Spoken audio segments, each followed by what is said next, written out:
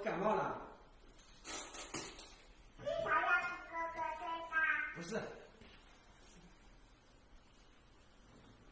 坐在哥哥的位置上呢。小鸭子哥哥，今天是周一哦。周一怎么了？周六的时候说的话你都忘记了呀？哎呀，又是你的花花是吗？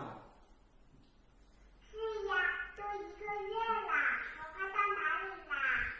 已经到我家了，我收到了昨天，但是我忘了拿过来了。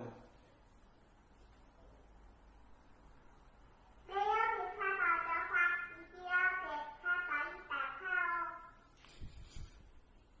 已经到哥哥家里了，哥哥早上忘了把它带过来，明天给你带过来好不好？我已经收到了。哥哥说的，没有收到的话，要双倍奉还巧克力的钱。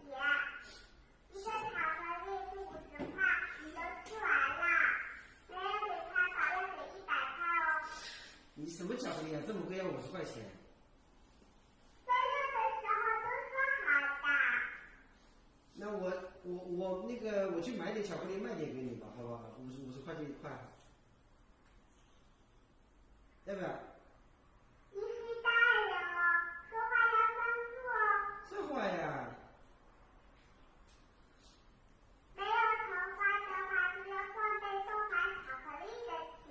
一个巧克力50块，没有收到要还他宝100块。但是哥哥因为最近工作特别忙，所以我昨天收到花了，但是我忘了，明天一定给你带过来，好不好？大忽悠，说好的事情，怎么说变就变呢？没变，是哥哥忘了，在家里呢，我收到了已经，明天带过来行不行？